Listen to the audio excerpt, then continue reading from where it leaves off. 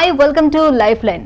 Colon cancer అంటే పెద్దపేగు cancer అంటే ఏంటి, ఎలా వస్తుంది, ఎవరిలో ఎక్కువగా కనిపిస్తుంది, దీని లక్షణాలు ఏ రకంగా ఉంటాయి, ఆధునిక చికిత్సా పద్ధతులు ఏం అందుబాటులోకి వచ్చాయనే విషయాలు మనకు ఎక్స్ప్లెయిన్ చేసేందుకు మనతో పాటు స్టూడియోలో ఉన్నారు ఒమేగా హాస్పిటల్ నుంచి డాక్టర్ మోహన్ వంశీ గారు. సో ఆయన అడిగి మరిన్ని విషయాలు తెలుసుకుందాం. Hi sir. Hello ma'am. So పెద్దపేగు క్యాన్సర్ అంటే ఏంటి, అసలు ఎలా వస్తుంది? పెద్దపేగు అంటే మన గ్యాస్ట్రో ఇంటెస్టైనల్ ట్రాక్ట్లో చివరి భాగాన్ని పెద్దపేగు అంటాం. ఉదాహరణకి పెద్దపేగు చాలా లాంగ్ ఆర్గన్ అనమాట. Right colon, transverse colon, left colon, sigmoid colon, rectum, anal canal ఇవన్నీ కూడా పెద్దపేగు క్యాన్సర్స్ కిందే పరిగణించాల్సి ఉంటుంది. రెక్టమ్ అండ్ యానల్ కెనాల్ చివరి part of the gastro intestinal track అనమాట. సో ఈ పెద్దపేగులో ఎక్కడైనా కూడా క్యాన్సర్ రావడానికి అవకాశం ఉంటుంది. ఈ క్యాన్సర్ వచ్చిన లొకేషన్ని బట్టి దాని లక్షణాలు ఆధారపడి ఉంటాయి.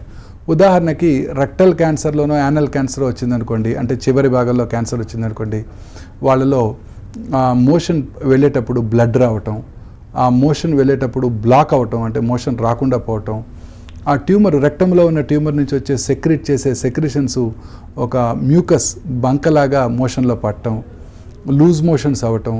ఆ మ్యూకస్ చాలాసార్లు వస్తున్నట్టయితే వాళ్ళు నాకు లూజ్ మోషన్స్ అని అనుకుంటూ ఉంటారు, బట్ యాక్చువల్లీ వాళ్ళకి మోషన్ అవ్వట్లేదు, ఆ మ్యూకస్ మాత్రమే పడుతుంది అనమాట.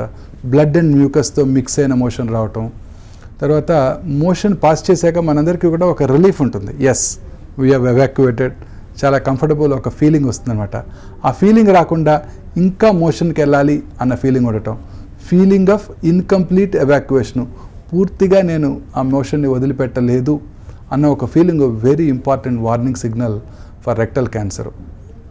సో ఇవన్నీ కామన్గా మనం చూస్తుంటాం. చాలామంది చాలాసార్లు అమీబియాసిస్, చాలాసార్లు బయట రెస్టారెంట్కి వెళ్తాం, భోజనం చేస్తాం, 2 రోజుల తర్వాత మ్యూకస్ పట్టడం, 4-5 సార్లు మోషన్ పట్టడం, మోషన్లో బ్లడ్ పట్టడం, చాలాసార్లు లాస్ట్ ఇయర్ కూడా వచ్చింది, డాక్టర్ దగ్గరికి వెళ్ళాను, పైల్స్ అన్నారు అని అశ్రద్ధ చేస్తూ ఉంటారు.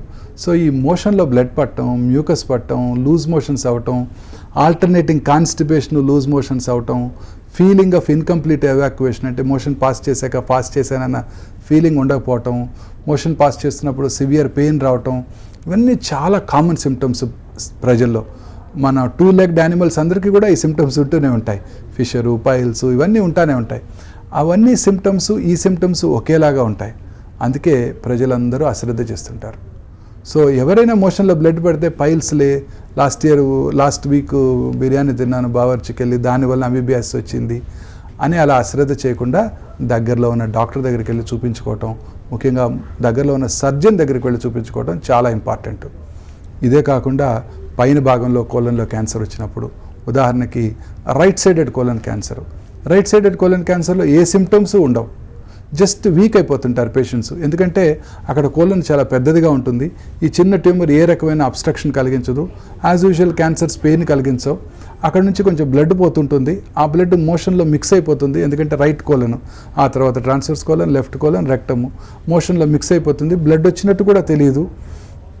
పేషెంట్స్ చాలాసార్లు బాగా వీక్గా ఉన్నారు, పాలిపోతారు, ఎనీమియా వస్తుంది, ఆయాసంగా ఉంటుంది, ఎనీమియా వలన ఆయాసం ఉంటుంది.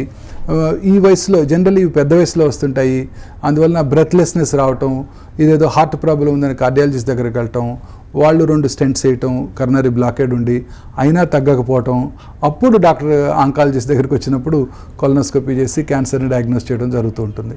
సో నడి వయసు దాటాక ఎవరిలో అన్నా బ్రెత్లెస్నెస్ రావటం, ఎనీమియా రావటం, ముఖ్యంగా ఎనీమియా కనుక వచ్చిందంటే 100కు 90 మందికి అది క్యాన్సరే అవుతుంది. ఐదర్ స్టమక్ క్యాన్సర్లో బ్లడ్ పోవటం, మెలినా లాగా రావటం, ఆ రైట్ సైడెడ్ కోలన్ క్యాన్సరు, ఎవరికైనా వీక్నెస్ 50 ఏళ్ళు దాటాక ఎవరైనా సడన్గా వీక్నెస్, బ్రెత్లెస్నెస్, ఎనీమియా, బాగా వీక్గా ఉండటం, ఏ పని చేయాలనిపించకపోవడం కనుక ఉన్నట్టయితే ఫస్ట్ ఈ రైట్ సైడెడ్ హార్ట్ ప్రాబ్లంతో పాటు ఈ రైట్ కోలన్ క్యాన్సర్ కూడా కావచ్చు. సో కంప్లీట్లీ ఎసిమ్టమాటిక్గా రైట్ కోలన్ క్యాన్సర్ చాలాసార్లు లివర్కి పాకిపోయి, లంగ్స్కి పాకిపోయి ఆ తర్వాతే డాక్టర్ దగ్గరికి రావడం జరుగుతుంది. One of though silent killers అనమాట ఈ రైట్ కోలన్ క్యాన్సర్. మరి లెఫ్ట్ సైడ్ కోలన్ క్యాన్సర్లో ఈ సిమ్టమ్స్ అన్నీ ఉంటాయి, మోషన్లో బ్లడ్ పట్టడం, బట్ అవన్నీ కామన్గా మిగతా సిమ్టమ్స్ పైల్స్ ఉన్న వాళ్ళకి, ఫిషర్ ఉన్న వాళ్ళకి కూడా ఇవన్నీ ఉంటాయి. సో అందుకని అందరూ అశ్రద్ధ చేస్తారు. జనరల్లీ తక్కువగా ఉంటాయి. కడుపులో మంట స్టమక్ క్యాన్సర్ పేషెంట్స్లో చూస్తుంటాం. సో అందుకని ఈ రెండు రకాల symptoms, left side colon cancers ఏమో సిమ్టమ్స్ అందరిలో ఉంటాయి కాబట్టి అశ్రద్ధ చేస్తారు. రైట్ సైడ్ కోలన్ క్యాన్సర్ అసలు సిమ్టమ్సే కలిగించదు కాబట్టి చాలాసార్లు లేట్ స్టేజెస్లోనే డాక్టర్ దగ్గరికి వస్తుంటారు. సో అందుకని ఎటువంటి మార్పుని, మల విసర్జన అలవాట్లలో ఎటువంటి మార్పు వచ్చినా, బ్లడ్ వచ్చినా, మ్యూకస్ వచ్చినా ఎట్టి పరిస్థితుల్లోనూ అశ్రద్ధ చేయకుండా దగ్గరలో ఉన్న సర్జన్ దగ్గరికి వెళ్ళి చూపించుకోవాలి. చాలాసార్లు చూపించుకోవడానికి సిగ్గుపడుతూ ఉంటారు, రెక్టల్ ఎగ్జామినేషన్ చేయించుకోవడానికి సిగ్గుపడుతూ ఉంటారు. అందువలన చాలాసార్లు ఈ క్యాన్సరు చాలా లేట్ స్టేజెస్లోనే డాక్టర్ దగ్గరికి రావడం జరుగుతుంది. రైట్ సార్, కోలన్ క్యాన్సర్ ఎవరిలో ఎక్కువగా కనిపిస్తుంది? రిస్క్ ఫ్యాక్టర్స్ ఏంటి? వయసు పైబడే కొలది కోలన్ క్యాన్సర్ వచ్చే అవకాశాలు ఎక్కువగా ఉంటాయి. పురుషుల్లో ఈ కోలన్ క్యాన్సర్ ఎక్కువగా ఉంటుంది స్త్రీలలో కన్నా. అంటే స్త్రీలలో రాదని కాదు, బట్ పురుషుల్లో ఈ కోలన్ క్యాన్సర్ ఎక్కువగా వస్తూ ఉంటుంది. ఈ అర్బన్ ఏరియాస్లో ఉండే వాళ్ళలో ఈ కోలన్ క్యాన్సర్ ఇన్సిడెన్స్ చాలా ఎక్కువగా చూస్తుంటాం. కామనెస్ట్ అగైన్ డైటరీ ఫ్యాక్టర్స్, వాళ్ళు తినే డైట్. రూరల్ ఏరియాస్లో చక్కటి ఫ్రూట్స్, వెజిటబుల్స్ తింటుంటారు. ఈ ప్రాసెస్డ్ ఫుడ్స్, క్యాండ్ ఫుడ్స్ ఇవన్నీ అక్కడ వాళ్ళు ఎఫర్ట్ చేయలేరు, అందుబాటులో ఉండవు. ఇక్కడ మనం ఈ తినే క్యాండ్ foods, processed foods, red meet, fibre తక్కువగా తీసుకోవటం, వీటి వలన ఫైబర్ తక్కువగా తీసుకుంటే ఏమవుతుంది, కోలన్లో ఈ ఫీకల్ మ్యాటర్ ఎక్కువ కాలం కోలన్లోనే ఉంటుంది. అప్పుడు అందులో ఉన్న కార్సినోజెన్స్ ఆ కోలనిక్ మ్యూకోజా మీద ఎఫెక్ట్ చూపిస్తాయి. ఒక సింపుల్ ఎగ్జాంపుల్, నైజీరియాలో ఈ కోలన్ క్యాన్సరు ప్రతి 1,00,000 మందిలో 2 మాత్రమే కనబడుతుంటుంది. అదే యునైటెడ్ స్టేట్స్ ఆఫ్ అమెరికాలోని న్యూయార్క్లో ప్రతి 1,00,000 మందిలో 180 మందికి ఈ కోలన్ క్యాన్సర్ చూస్తున్నారు. అదే నైజీరియన్స్ యుఎస్కి మైగ్రేట్ అయినప్పుడు వాళ్ళలో కోలన్ క్యాన్సర్ ఇన్సిడెన్స్ కూడా ర్యాపిడ్గా పెరిగిపోతుంది. అలాగే జాపనీస్ మైగ్రేటెడ్, జపాన్లో ఆల్ క్యాన్సర్ ఇన్సిడెన్సే చాలా తక్కువ, ఎందుకంటే వారు తీసుకునే డైట్ అటువంటి డైట్. అదే జాపనీస్ యుఎస్ మైగ్రేట్ అయినప్పుడు సెకండ్ జనరేషన్ ఆ మైగ్రెంట్స్లో ఆ లోకల్గా ఉండే వాళ్ళలో ఎలాంటి కోలన్ క్యాన్సర్ చూస్తున్నాం, వాళ్ళలో కూడా అదే చూస్తున్నాం. సో ఈ డైటరీ ఫ్యాక్టర్స్, మనం తీసుకున్న ఈ processed meats, canned foods, pizzas, burgers ఇవన్నీ పూర్తిగా అవాయిడ్ చేస్తూ ఫ్రూట్స్, వెజిటబుల్స్ రెగ్యులర్గా తీసుకున్నట్టయితే ఖచ్చితంగా ఈ క్యాన్సర్ ఇన్సిడెన్స్ని తగ్గించుకోవడానికి అవకాశం ఉంటుంది. అలాగే family history of colon cancer ఉన్నట్టయితే, కోలన్ క్యాన్సర్ కూడా వంశపారంపర్యమైన జబ్బు కాదు, కానీ ఫ్యామిలీ హిస్టరీ ఉన్నట్టయితే వారు కూడా రెగ్యులర్గా చెక్ చేయించుకోవటం. 30 ఏళ్ళు వచ్చాక ఫీకల్ అక్కల్ట్ బ్లడ్ టెస్టింగ్, దీన్ని స్క్రీనింగ్ అంటాం. ఫీకల్ అక్కల్ట్ బ్లడ్ టెస్టింగ్ అంటే జస్ట్ మన ఫీకల్ మ్యాటర్ శాంపుల్ని లోపల ఏమైనా అక్కల్ట్ బ్లడ్ మనకు కనబడకుండా ఏమైనా బ్లడ్ ఉందో లేదో చెక్ చేసుకోవాలి. ఇంతకుముందు గ్వాయక్ బేస్డ్ టెస్ట్లోనే ఉండేవి, అలాంటప్పుడు కొన్ని ట్యాబ్లెట్స్ అవి నాన్ వెజిటేరియన్ అవాయిడ్ చేసి ఆ శాంపుల్ ఇవ్వాల్సి వచ్చేది. ఇప్పుడు ఇమ్యూనోకెమికల్ టెస్టులు అందుబాటులోకి వచ్చాయి. ఈ ఇమ్యూనోకెమికల్ టెస్టుల ద్వారా చాలా యాక్యురేట్గా ఫీకల్ అక్కల్ట్ బ్లడ్ తెలుసుకోవడానికి, ఒకవేళ అది పాజిటివ్ ఉన్నట్టయితే ఫర్దర్గా ఇన్వెస్టిగేషన్ చేసి ఎర్లీ క్యాన్సర్ ఏముందా తెలుసుకోవడానికి అవకాశం ఏర్పడింది. అలాగే స్టూల్ డిఎన్ఏ టెస్టింగ్ అంటే స్టూల్లో ఉండే డిఎన్ఏని అనలైజ్ చేసి క్యాన్సర్ మార్కర్స్ని దాంట్లో చూసుకొని ఆ స్టూల్ డిఎన్ఏ టెస్ట్ చేయడం ద్వారా కోలన్ క్యాన్సర్ రావడాన్ని ముందుగా పసిగట్టవచ్చు. సో ఈ family history of colon cancer ఉన్నవాళ్ళు, కోలోనిక్ పాలిప్స్ ఉన్న వాళ్ళలో కూడా ఈ క్యాన్సర్ ఎక్కువ కనబడుతుంది. పాలిప్ అంటే బుడిపల, కోలోనిక్ మ్యూకోజా మీద ఉండే పాలిప్స్ అనమాట. So family history of polyps ఉన్నట్టయితే వారిలో ఈ కోలన్ క్యాన్సర్ ఎక్కువగా ఉండే అవకాశాలు ఉంటాయి. అలాగే పర్సనల్ హిస్టరీ ఆఫ్ పాలిప్, ఇంతకుముందు వేరే ఏదో కొలనోస్కోపీ చేయించుకున్నాం, అప్పుడు రైట్ కోలన్లో చిన్న పాలిప్ ఉంది, ఆ పాలిప్ని తీసేసాము, దాంట్లో క్యాన్సర్ లేదన్నారు, బట్ వాళ్ళకు కూడా ఈ క్యాన్సర్ రిస్క్ ఎక్కువగా ఉంటుంటుంది. అందుకని వాళ్ళు కూడా రెగ్యులర్గా స్క్రీనింగ్ చేయించుకోవాలి. Faecal occult blood testing, immunochemical testing, guaiac base testing, stool DNA testing, అలాగే కొలనోస్కోపీ, సిగ్మాయిడోస్కోపీ రెగ్యులర్ ఇంటర్వెల్స్లో వారికి ఉన్న కండిషన్స్ని బట్టి రెగ్యులర్ ఇంటర్వెల్స్లో వారి క్లినిషియన్, ఆంకాలజిస్ట్ గైడ్ చేసినట్టు రెగ్యులర్గా ప్రొఫైలాక్టిక్గా ఈ టెస్టులు చేయించుకోవడం ద్వారా క్యాన్సర్ రావడాన్ని ముందుగా పసిగట్టవచ్చు. ఇలాగే కొన్ని రకాల inflammatory bowel diseases, ulcerative colitis అనే very common bowel disease seen in urban men, వీళ్ళు కూడా 10 సంవత్సరాలు అంతకన్నా ఎక్కువగా ఉన్నప్పుడు వారిలో ఈ కోలన్ క్యాన్సర్ వచ్చే అవకాశాలు ఎక్కువగా ఉంటాయి. ఇన్ఫ్లమేటరీ బౌల్ డిసీజెస్, ఐబీడీ అంటాం. వీళ్ళలో కూడా కోలన్ క్యాన్సర్ వచ్చే అవకాశాలు ఎక్కువగా ఉంటాయి.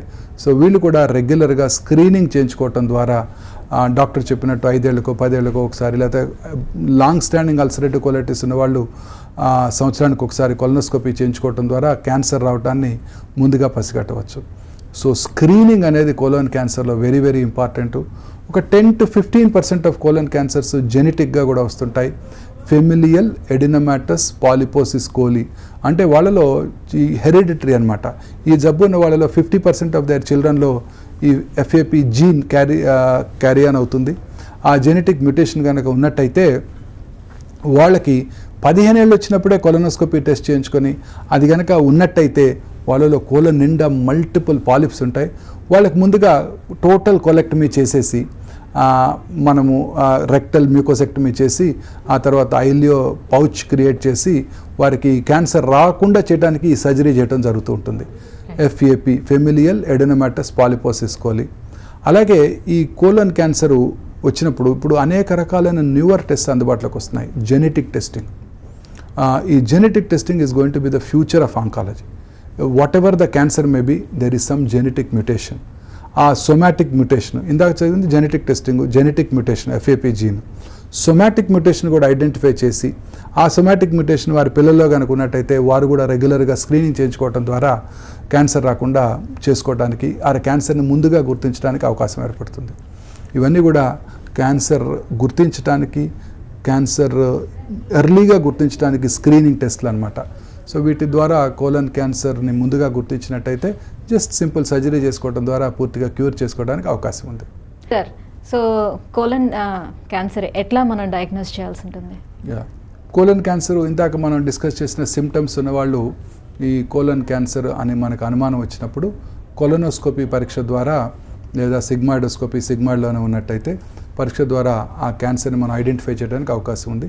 కొలనోస్కోపీ చేస్తున్నప్పుడు ఆ లెఫ్ట్ కోలన్లో అల్సరేటెడ్ లీజన్స్ ఏమైనా ఉన్నాయా, రైట్ కోలన్లో ఏమైనా పాలిప్స్ ఉన్నాయా, ఆ పాలిప్ని కానీ ఆ అల్సరేటెడ్ లీజన్ని ముక్క పరీక్ష, బయాప్సీ పరీక్ష చేయడం ద్వారా ఈ క్యాన్సర్ ఉన్నది లేనిది మనం చాలా ఈజీగా ఐడెంటిఫై చేయడానికి అవకాశం ఉంటుంది.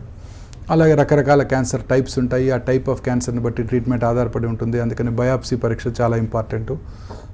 అలాగే కొన్నిసార్లు వర్చువల్ కొలనోస్కోపీ కూడా చేయడం జరుగుతుంది. అంటే ఎక్కడైనా బ్లాక్ ఉన్నప్పుడు కొలనోస్కోపీ పాస్ చేయలేనప్పుడు సింక్రోనస్ క్యాన్సర్స్, ఉదాహరణకి లెఫ్ట్ సైడ్ కోలన్లో క్యాన్సర్ వచ్చింది అనుకోండి, వాళ్ళకే synchronous right sided colon cancer కూడా ఉండొచ్చు.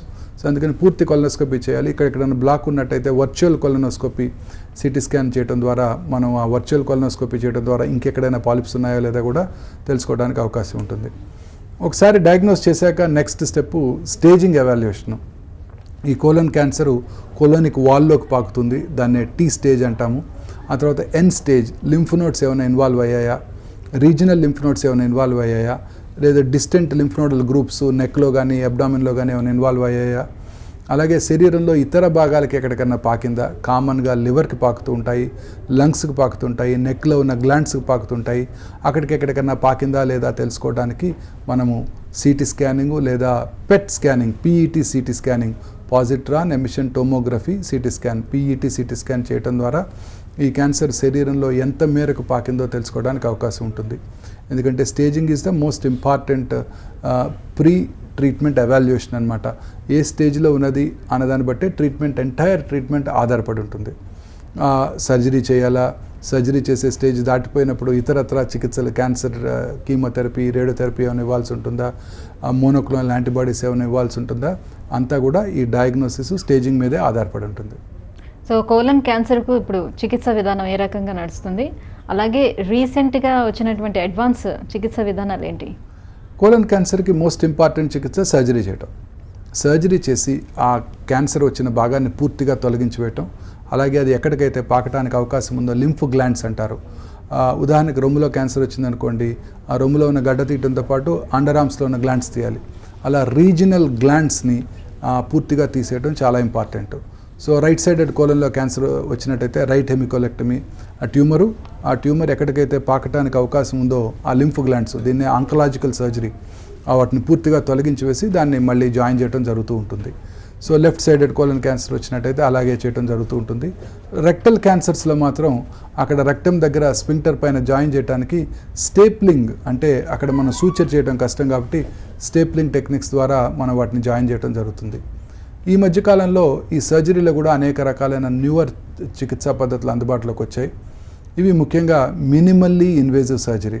ఇంతకుముందులాగా పెద్దగా కోత కోయకుండా 4 or 5 కీ హోల్స్ వేయటం ద్వారా, ఈ high definition image 1 3-dimensional cameras వాడుకోవటం ద్వారా క్యాన్సర్ వచ్చిన భాగము అది ఎక్కడికైతే పాకటానికి అవకాశం ఉందో మన నేకెడ్ అయితే చూసిన దానికన్నా పెద్ద లార్జ్ స్క్రీన్ మీద 10 to 16 times మ్యాగ్నిఫైడ్ ఇమేజ్ చూస్తూ సర్జరీ చేసినట్టయితే చాలా పర్ఫెక్ట్గా, ప్రిసైజ్గా సర్జరీ చేయడానికి అవకాశం ఉంటుంది. సో దీన్నే కీ హోల్ చికిత్స లేదా లాప్రోస్కోపిక్ రాడికల్ హెమికోలెక్టమీస్ అంటూ ఉంటాం. Laparoscopic anterior resection, depending on the location of the tumour. So ఇప్పుడు అందరు కోలన్ క్యాన్సర్ పేషెంట్స్ కూడా ఈ మినిమల్లీ ఇన్వేజివ్ పద్ధతి ద్వారానే చికిత్స చేయడం జరుగుతుంది. దీనివల్ల మ్యాగ్నిఫికేషను, విజువలైజేషన్ చాలా బాగుండటంతో ట్రీట్మెంట్ని ఆంకలాజికల్లీ సేఫ్ సర్జరీగా చేయడానికి అవకాశం ఉంటుంది. ఇదే కాకుండా వీళ్ళందరికీ కూడా పోస్ట్ ఆపరేటివ్ రికవరీ చాలా బాగుంటుంది, కీహోల్ సర్జరీ కోత కోయకుండా చేసినప్పుడు.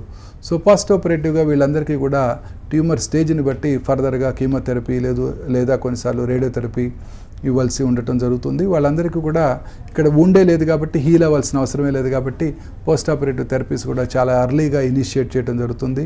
తద్వారా ఆంకలాజికల్గా కూడా చాలా సుపీరియర్గా రిజల్ట్స్ ఉండటానికి అవకాశం ఉంటుంది.